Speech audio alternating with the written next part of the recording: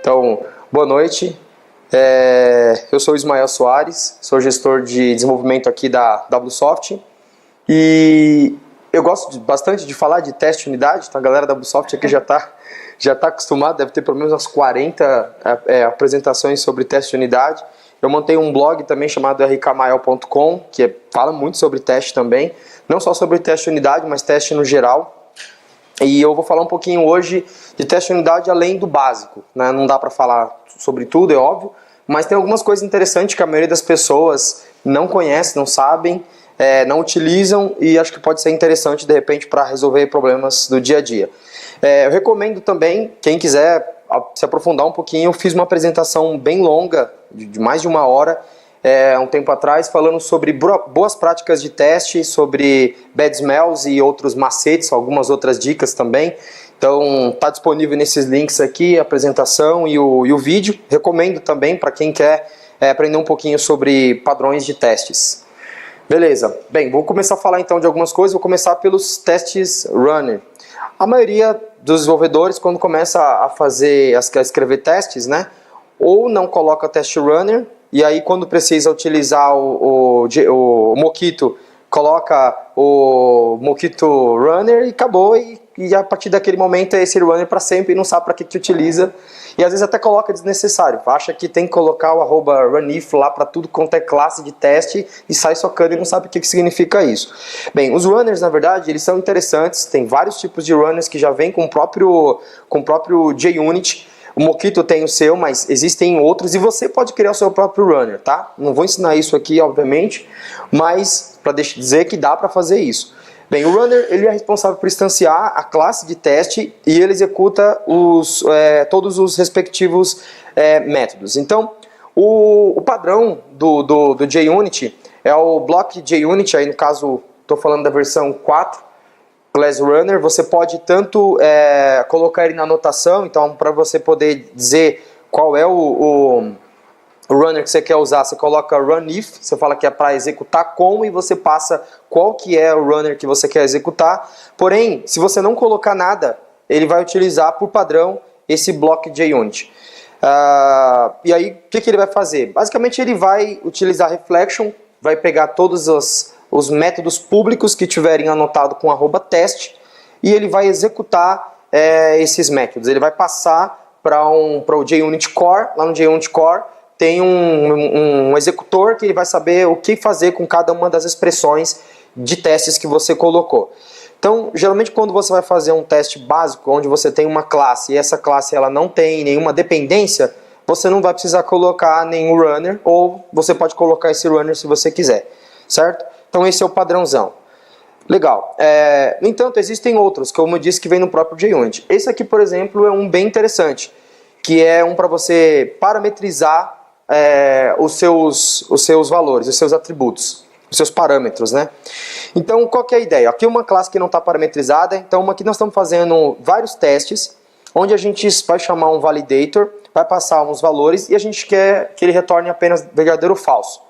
Então, só que você tem várias condições. Você quer verificar o que vai acontecer quando você passar null, o que vai acontecer quando você passar número, o que vai acontecer quando você não passar nada, o que vai acontecer quando você passar um valor.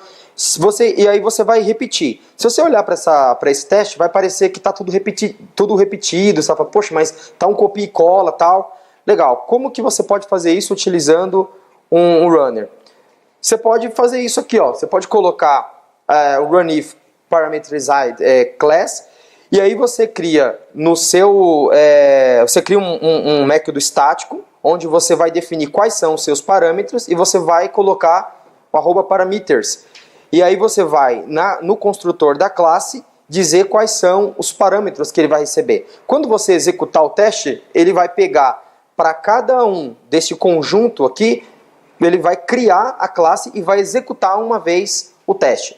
Então, para quem já utilizou o Spock, vai lembrar que o Spock tinha isso, que você consegue criar uma tabela e aí você consegue executar vários cenários em um teste só. Então, no JUnit você pode utilizar esse runner que vai fazer a mesma coisa. Outra forma de você fazer isso para você não usar o construtor, é você, nos atributos, dizer qual é o parâmetro que ele vai utilizar. Então, se ele não colocar nada, ele sabe que é o primeiro parâmetro, que é o 0. Aí aqui você fala, ó, esse segundo parâmetro que é o input, vai ser o parâmetro chave 1, porque isso aqui é um array, né, posição 0, posição 1. Então, se eu tivesse o terceiro aqui parâmetro, eu iria colocar aqui parameter 2 e assim por diante. Então, você já pode, na notação parameter, definir qual que é o valor que ele vai utilizar dessa collection de valores que ele vai utilizar aqui. E aí você faz um método só e o JUnit vai saber que ele precisa executar esse método uma vez para cada uma dessa combinação de valores aqui. Certo? Beleza. Um outro, switch. O switch ele serve para você executar várias classes de forma alinhada. Então, imagina que você quer deixar os seus testes tudo bonitinho, você tem lá um serviço e esse serviço ele tem vários cenários de teste. Então, você, ao invés de você fazer uma classe gigante com vários cenários, você pode criar uma classe de teste para cada cenário e aí você cria uma classe principal que vai chamar todas as outras classes de teste. Isso se chama uma suíte. Então você vai ter uma suíte de teste e essa suíte de teste vai chamar várias outras classes de teste que estão todas alinhadas com essa classe principal. Tá? A gente utiliza isso daqui, teste de integração, teste que a gente fez um tempo atrás, para fazer teste de estoque. Então a gente tem vários cenários de estoques e aí a gente utiliza esse esquema de suíte, porque cada cenário a gente criou com uma classe independente e tem uma suíte que chama todos os testes alinhados. Outra forma de você utilizar esse suíte é junto com outro runner, que é o category. Que é tipo assim, como que é o category? Você cria uma interface, aí você fala, essa interface, por exemplo, é a interface A, né? Um exemplo aqui. Poderia ser uma interface, sei lá, rápido, né? Porque você quer executar os testes rápido e os testes lentos. Você podia criar uma interface chamada rápido, interface lento, né? E aí você anota nos métodos qual categoria aquele teste vai fazer parte. Então, nesse caso aqui, esse teste aqui está fazendo parte dos testes da categoria A. E aí, na hora de executar, você pode falar, por exemplo, para o seu teste, executar todos os testes de categoria A. E aí, quando você executar isso aqui, ele sabe que tem que executar todos os testes A. Então, você pode fazer isso, por exemplo, para fazer essa situação que eu falei. Você quer executar primeiro os testes que são rápido e depois você quer executar os testes que são lento, por exemplo. Então, você pode usar para fazer esse tipo de coisa. Você pode separar os testes, categorizar eles para rodar eles de forma separada. E aí dá para usar ele alinhados com isso que eu falei, o switch. E aí dá para fazer outras coisas mais legais, que é isso aqui. Ó. Você pode falar na categoria que ele pertence o A e o B, o A e o B e o C. E aí quando você executar, por exemplo, o A e o B, ele vai estar incluído. Só quando você fala, eu não quero que executa o C, aí esse cara aqui vai ser executado e esse não vai. Por quê? Porque ele pertence ao C também, então ele não vai fazer parte. Então dá para você fazer esse tipo de coisa também. Legal. O outro é esse inclosed, que ele serve para quando você tem classes de testes dentro de classes de teste, inner class. Então você tem uma classe de teste principal e aí dentro dela você tem outras classes de teste. É parecido com o switch, só que ao invés de você criar classes separadas, você vai criar a classe dentro da própria classe, inner class. E aí essa classe precisa ser estática e a classe principal, que é a classe Py, precisa estar anotada com enclosed. E aí é legal porque assim, nas classes inner, você pode definir outros runners para ele, olha que legal. Então você pode fazer uma classe principal, colocar enclosed nela, e nas classes que são estáticas, você pode colocar falar, esse aqui é parametrizado, essa outra aqui sei lá, é padrão, né? Essa outra aqui é category, você pode fazer essas combinações malucas aqui e executar tudo dentro de uma classe só. Beleza? Então dá para fazer essas coisas aí. Legal. Agora, umas outras coisas que a gente já costuma utilizar aqui, mas poucas pessoas conhecem. Expected exception. Então, geralmente, quando as pessoas vão validar exception, valida dessa forma. Coloca um expected e aí coloca a exception que espera anotado na própria annotation de teste do método, tá? Então ali está dizendo o seguinte, eu espero que essa classe dê um erro ou dê uma exception, chamado ali no caso tag exception. Se não der essa exception, o teste vai falhar. Se der essa exception, o teste vai dizer que passou. Beleza. Mas nesse caso eu não consigo garantir a mensagem. E nesse caso, como eu estou validando uma exception de negócio, por exemplo, aqui, eu preciso garantir a exception. Mas, beleza, é fácil, é só fazer um try catch. Faço um try catch e aí eu valido aqui, faço um assert, por exemplo, aqui na minha exception. Beleza. Mas ainda assim, essa não é a forma mais elegante de fazer. O JUnit ele tem uma rule específica para isso, que chama expected exception. Então você cria um atributo, um atributo do tipo expected exception. Você tem que instanciar ele como none, tipo, ele já tem que nascer instanciado. Você anota ele como @rule. As rules também, a partir do JUnit 4, você pode criar suas próprias regras, criar suas próprias rules. E isso aqui é uma regra que ele vai fazer o seguinte: ele vai receber a exception e aí ele vai, conforme o que você disse para ele fazer, ele vai saber executar. Answer. O Answer é outro cara bacana também que a gente utiliza aqui na BlueSoft. Poucas pessoas conhecem e ele é bem interessante. Ele serve para definir respostas dinâmicas para os mocks. Então, geralmente, o que a gente faz no mock? No mock a gente vai dizer o seguinte: olha, quando eu chamar esse mock passando esse valor, eu preciso retornar esse outro valor, né, fixo. Só que dá para você fazer ele retornar coisas dinâmicas. Olha só que legal.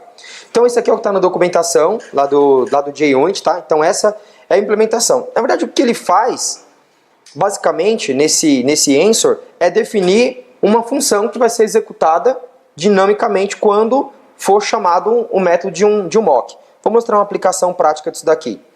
Então nesse caso aqui, a gente está utilizando está testando um API, então tem um cliente service API, e a gente está falando o seguinte: quando eu mandar obter esse cliente passando qualquer número inteiro, eu quero que você crie para mim um cliente utilizando esse argumento que for passado, esse número inteiro. Então ele vai criar um cliente com a ID que eu informar.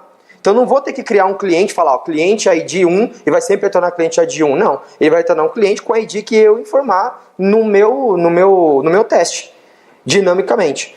Uma outra aplicação disso que a gente criou aqui é isso. Então eu estou falando assim, quando eu mandar obter um tipo de duplicata de pagamento, passando qualquer número inteiro, eu quero que execute essa função. Essa função aqui que a gente criou, ela é um answer também.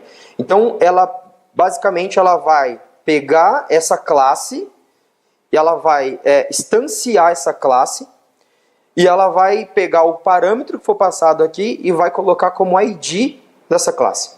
Então, é uma forma de você retornar coisas dinâmicas. Então, o answer você pode definir como a gente fez aqui, né? Ou você pode utilizar, nesse caso que a gente já fez, a gente já deixou uma classe utilitário para criar objetos dinamicamente. Então essa classe UnitUtil que a gente utiliza aqui, ela cria qualquer coisa que você passar para ela e ela vai sempre passar no construtor a mesma informação que ela receber no argumento. Pode ser um objeto, pode ser uma classe. Nesse caso aqui, esse método é para integer, mas a gente tem para object, para long, para string, para várias coisas. Então esse é um cara bacana também. Bem, por último, não menos importante, é o Argument Capture. O Argument Capture ele serve para a gente poder capturar parâmetros que são enviados para os mocks e que não são retornados pelo método que está sendo testado. Isso se chama de... desculpa, eu coloquei entrada, só que são saídas indiretas. Tá? Então, assim, geralmente quando a gente vai fazer quando a gente vai fazer um teste, imagina que você vai fazer um teste e aí nesse teste ele não tem retorno. Ou o retorno desse teste é uma classe, sei lá, uma classe qualquer, só que você precisa validar se outras informações que estão sendo passadas para outros serviços estão sendo passadas da forma correta. Então, é indireto, você não vai receber ele de direto, mas você precisa testar, você precisa garantir. Um outro exemplo disso é quando você faz, por exemplo, você constrói um objeto dentro do seu teste. Isso é difícil de testar, né? Então você dá um new no seu objeto, dentro de um teste, você preenche ele e aí você passa ele para um outro serviço. Como que você garante que você criou o objeto correto se você não devolve ele no seu teste? Você não consegue fazer isso, certo? Então você faz o quê? Usa um Argument Capture. Então o Argument Capture você é um capture do JUnit.